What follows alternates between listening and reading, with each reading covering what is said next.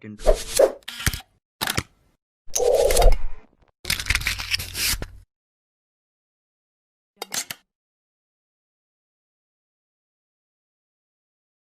Hello, everyone. Welcome back to another episode of The Boardroom. For today's episode, we have Chandrika, Aman, and Vishmi. We will be talking about the United Nations and assessing its failure. All of us have done model United Nations, and it is going to be very interesting to hear their takes as well as mine because I will also be actively engaging in debate for this topic. So, without further ado, I will hand over the floor to the first speaker, Chandrika Manamendra. Hello, guys. Welcome back to the boardroom. I hope you guys had a fun lockdown or whatever. So, we're here to talk about the United Nations, and that's such a vast topic to talk about. So, I'll limit myself to a very few key important points, and I'm sure my colleagues will cover the rest.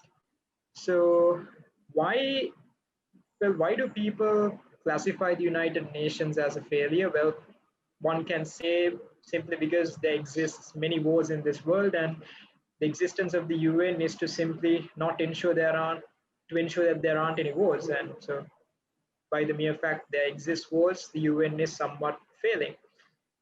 But I think it's very easy to look at the UN and classify it as a failure.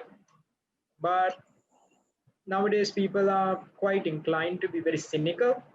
So the question we should ask ourselves is, if not for the UN, what alternative do we have, right? If the UN is a failure and we take that out of the equation, what do we put in?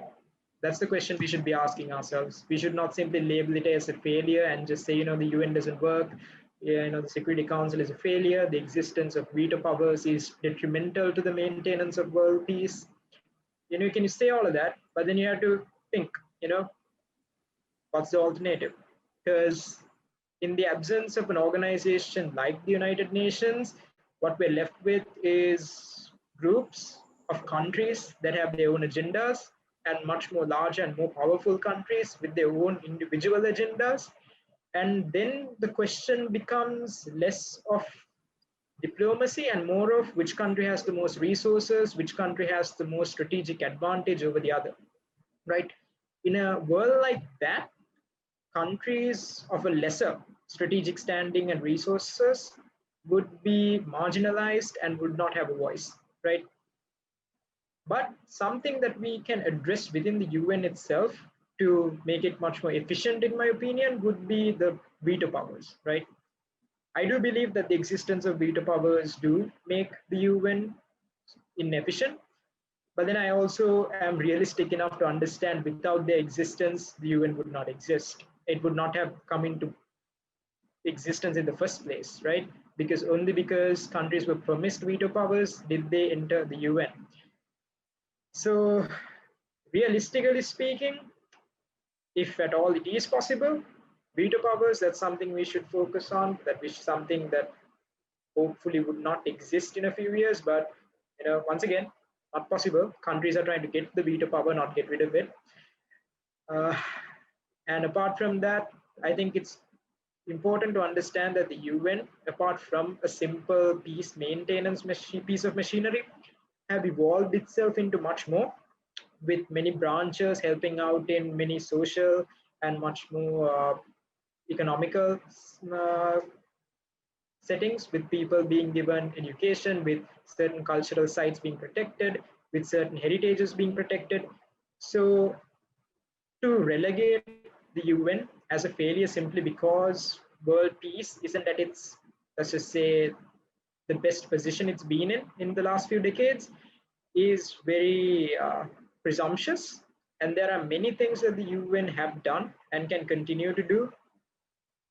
So yeah, with that said, I would like to give the opportunity to my next colleague.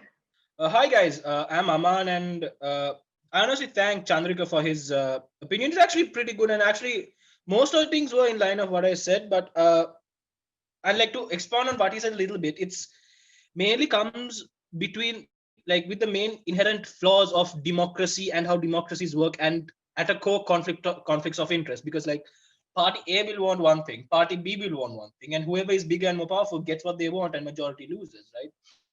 So, and again, even with the whole UN's definition of terrorist itself, at the more base of what peacekeeping is evident of that, by just simply says one man's freedom fighter is another man's terrorist, right? So it's based on opinions and perspectives, everything. So like what might be, as Sri Lankans, what might be bad for us might be good for an American, might be good for a person from Britain, might be good for a European. We don't know, and what we want might affect them negatively, right? So we have to be careful of that, and also we have to remember that the UN isn't just territorial now. And Chandrika did say this in the latter of his speech, the fact that we are doing good work. The UN is doing good work when it comes to the UNHRC, the UNHCR, the WHO, and even the ICJ in a lot of cases. Women's rights, human rights, right? Human crimes, all this stuff around the world.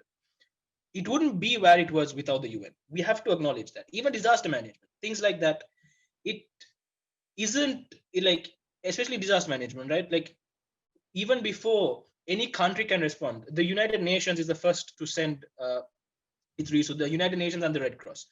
And I know it seems like we're just, complimenting the UN, but again, we have to, but also saying, just like Chandrika, there are bads, there are negatives, right? We have to understand that, again, right now it's just a political proxy war between the East and the West, where, the American allied forces want it one way, and then we have the Russian and the Eastern Bloc who wants it another way. And we have to understand that it is very stressful as minor countries who are stuck in between, as most countries are, right? Let's be honest, everything right here is a proxy war. And almost every single territorial conflict we have right now is a proxy war. The Israel border conflict, I can't remember who, is a proxy war. The Kashmir issue, if I'm not wrong, that too is somehow between Russia and US. Pretty much the Russian government supports the head of state, and the US government, while trying to protect its democracy, wants to oust it and put its own leader to get its own roots there. We've seen that throughout history. Again, a country should do what a country must to ensure its development. In an essence of that, America is doing what it wants to do. And it doesn't, and yes, while it is all well and good to care about your neighbor, it's an ethic. It's not a must. It's not a law where you have to care for your neighbor. If you want, you can. If you don't want to, you don't have to, but you're going to have to reap the consequences. So from our point of view, yeah, it's bad, but you can't necessarily hate on someone who doesn't do something that isn't necessary, right? That isn't essential. It is unethical. It is unethical. It's very unethical. But there's a difference between unethical and plain wrong. There is a difference there, right? They are doing things under the banner of something. And until we can say properly with proof, and again, without any political issue, say, you know what, like this, you know what you're doing is bad, and these are the evidence, nothing's going to change. Like you said, the veto power is extremely controversial, and most situations, like the veto power is pretty much for one country to just stop another country from infringing its borders. And I think, in a way, that is why it's there, in a sense, to be that break when, let's say, the United Nations, the US allies decided to, and the allies of the United States decided to, for some human rights reason, start, marching their troops towards Russia with UN sanctions, even though they have, and even if they do have majority votes in the US, for a powerful country like Russia to say, you know what, no. World War, in fact, happened because there was disagreement like that. Because, one small nation attacked another small nation. The big nation who was allied with the small nation that was attacked had a huge problem with it. Said, you know what, screw it, you attacked us, we're going to attack you. And no one was there to say, you know what, no, stop it, right? The only response they had was fight back. So you need that break. Yeah, it's, again, a knife can be used to hurt you. And if we were to, judge every single thing in a critical eye, we have to remember that, you know what, we have said, we have said, politics is corrupt. Governance is corrupt. Legal systems, in a lot of ways, can also be claimed as corrupt. So where do we draw the line? Because you have to understand, everyone has their own opinion. Everyone has their own say. And we want our stake. They want theirs. It's about where you draw the line, right? And sometimes we may not get what we want, they may not get what they want, and that's where this issue is, right? And yeah, that's pretty much all I have to say on this. Yeah, and moving on to my next speaker. Hello, guys. So before I start off, I just have one request, and I'll make this in Sinhala as well for the majority of you who are listening. මේ යම්කිසි මාතෘකාව අපේ ලංකාවට වැඩක් නෑ කියලා මේක නොබල ඉන්න එපා. ජාත්‍යන්තර නීතිය ඉතාමත් වැදගත්. ඒකේ වැදගත්භාවය තමයි අපි මේ පෙන්වුම් කරන්න හදන්නේ. හේතුව එක්සත් ජාතීන්ගේ සංවිධානය මක්ද ඒක ජාත්‍යන්තර නීති සකස්වන යම්කිසි බොඩි එකක්. It's not just some random organization to which countries are part of. It's not something that randomly takes care of all the problems in the world. It is very much different to that. For example, now our parliament makes laws, no? Similarly, the United Nations makes laws in the form of its treaties. They have millions of treaties probably. The thing is, you can't treat a treaty as just another contract or just, words on a piece of paper. It's so much more than that. And to which Chandrika rightly pointed out, the veto countries takes the maximum use of those treaties. They make those treaties in such a way where it benefits them, and they really would not care about what it does to the rest of the countries. So the reason why I say that when assessing the UN, we should not just look at the UN as a body, but a body that creates law, is because the impact it actually has towards Sri Lanka. For example, the easiest example I can give to you is the treaty known as the United Nations Convention on the Law of the Sea. It basically regulates what a country can do within its territorial sea.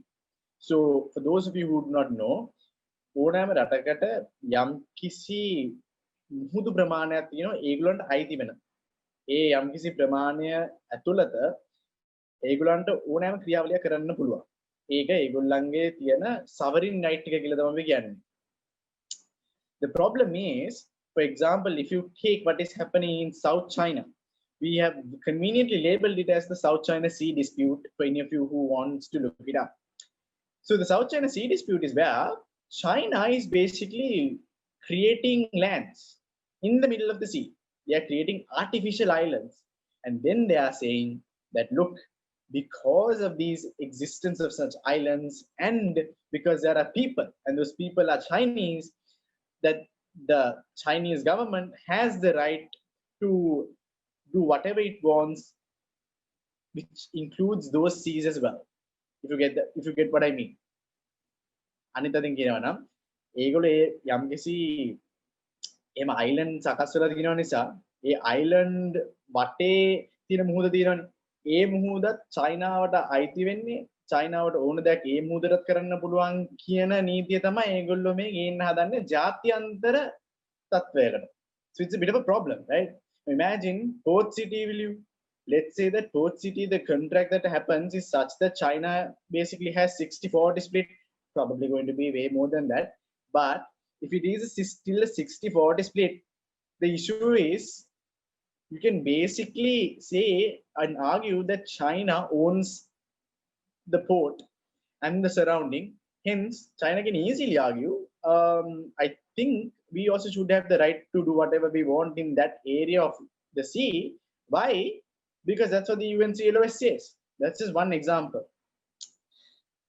And that's why there's a problem. So it's not the body itself.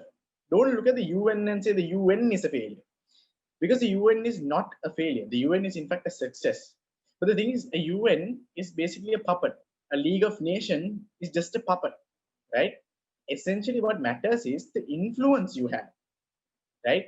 Because whilst you have certain provisions in the charter itself, now if you look at, for example, section 2.4 of the UN Charter, or section 50, or article 51, it says that basically you're not supposed to go randomly destroying other countries unless it's in self-defense. You take Iraq in 2003, USA thought that Iraq might have weapons of mass destruction. With no fact-finding mission, they one day decided to go blow the place up. I mean, they didn't technically blow it up, but I mean, we all saw what happened to it. It was in ruins. So that's why I say that the majority of the times, it's not the fault of the UN. It's the international law by which the UN is bound to follow itself and for what it creates for its members. And that essentially is the problem. You would have also seen, for example, the United Nations Human Rights Council. I'm pretty sure that they will or would have already by now imposed certain either fact-finding missions or proceedings against Sri Lanka on the basis of committing human violations during our civil war, which is pretty ironic in my opinion, because when it's a war, you can't say to yourself, it doesn't work that way. I know it seems really nice, but it's utopia. It doesn't happen that way. I'm sorry, that's the truth. Sometimes, just to say it in this way, shit happens. Okay, no war is won where there is no innocent casualties. I've not heard of a single one. So that's how it happens, and you can't actually do anything about it. But the reason I say this is a very important topic to Sri Lanka is because I mean, I just gave you a little bit of insight as to why it affects Sri Lanka in terms of human rights, in terms of our territorial sea, etc., etc. It's really important. We're not alone anymore. We can't just say that we are secluded and all that. What other countries thinks about, how we're friends with other countries, all those things matters now. And we as a society will be able to move forward and push our governments of the day to do what is right by our country only when we have a sound understanding of how it actually works. It's really not that tricky. It's just a matter of following up, reading, understanding. That's all that there is to it. And of course, it has to be non-biased. You can't be of party politics and then say that, you know, some people might be for or against a specific, you know, treaty, like the MCA, right? I think there was a lot of party bias to it more than anything. So you need to analyze something free from all those things with your objective mind. That's all there is to it. And like I said, in concluding, what I would like to say is, look, the UN is not a failure, but international law is exploitative. As such is any law. That's Marxism 101. So that's what I believe in. With that, I would like to move on and give the floor to the next and final speaker for the day, Vishmi. So as we all know, the United Nations was founded in 1945 following the World War in order to ensure world peace and security. Well, I think I actually agree with the speakers who spoke before me, coming to the conclusion that the United Nations itself is not a failure. Well, actually, the first speaker actually spoke about how there won't be any other alternative to United Nations and to what it has done. Well, the United Nations is actually an alternative to League of Nations, which came about following the First World War, which eventually became a failure and was followed by the United Nations. Well, if we keep on looking for other alternatives, we can go on and on and on, and we would never find an answer. When talking about the things that the United Nations lacks, I think it's mostly the lack of accountability. When looking at it that way, the United Nations has a certain jurisdiction when it comes to its power. Well, even though the United Nations treaties apply to all the countries that they sign and all that, the treaties aren't necessarily legally enforceable when comparing with the land of the law. When all that United Nations can do is tell certain countries to do this, they can't really enforce it on the countries. It's up to the countries to actually follow the treaty or to refrain from following it. When looking at countries with veto powers, the so-called powerful nations in the world, they actually use these veto powers to their own advantage, and they choose not to follow these certain treaties and certain restrictions they might have. When looking at this year itself, there was a global pandemic. The entire world changed upside down. Everything changed for all the countries. The United Nations actually did its best. The World Health Organization actually did what it could to actually minimize this pandemic. And when looking at issues such as the alleged concentration camps in China and such. What the United Nations can actually do is hold those countries accountable and work towards resolutions. They can't necessarily enforce anything on those countries. If you think that the United Nations can necessarily stop the nation of China or any other country from doing certain things, well, that's not how it works. This is not the law of the land. That's certainly not how it works. So the way I see it is the United Nations has actually done what it can and taken necessary actions to do the most they can, and they've actually tried their best to achieve global peace. See, the global peace itself is a mere process and not an event. It takes time to get there, so you can't necessarily name the United Nations as a failure when it is actually working towards its major goal, the bigger picture. So, what I think is, rather than labeling it a failure and keeping it aside and looking for alternatives, what we could do is actually appreciate what we've got and work towards making it better. So, I think that concludes what I wanted to say about this issue. And I think all the speakers who spoke before me and we are in agreement when it comes to this issue. And we all believe that the United Nations itself is not actually a failure, but it's getting there. It's getting towards its goal. So that's that from me. Thank you, Vishmi. So, with that, basically, it brings us to the conclusion of this episode. I'm going to try to summarize what all of us said. So, you guys, the viewers, basically get an idea as to what our perceptions are. So, first off, the topic is quite simple. Is the UN a failure? So, Chandrika believes that the UN in itself perhaps is a failure. But even if it is not, or whatever the circumstance might be, his issue is twofold. One, what other alternative do we have if not for the UN? And two, he believes that perhaps there needs to be reforms with regards to veto powers. If you guys don't know what veto powers is, it's basically where 5 countries, USA, China, UK, Russia, and France, have the ability to decide in the Security Council to veto a resolution. That is to say that a specific law will not be passed on account of their judgment. Only those 5 countries have the power. And Chandrika believes perhaps there should be a change of heart with regards to that attitude. Then you had Aman, who basically analyzed all of the problems with the UN. I believe he touched on Iraq as well and explained how there is actually this exploitative nature with regards to the UN. And he basically believes that the problem is with the UN itself. Yet, I believe what Aman did is analyze and say that, look, as anything in life, you have the goods and you have the bads with regards to the UN. And for me, of course, I believe that there's nothing wrong with the UN, but the truth is that there's this dichotomy created under the guise of the United Nations, saying that the United Nations is the whole, new big thing, the government of governments. But the truth is, you have 5 governments who run it, and I believe that. I'm more of a Marxist myself, so I would say that the UN defines capitalism to the best in terms of its exploitative nature. 100%. That's what I believe, and that's what the international law is about, regardless of its bona fide intentions. That's what it is, in my opinion.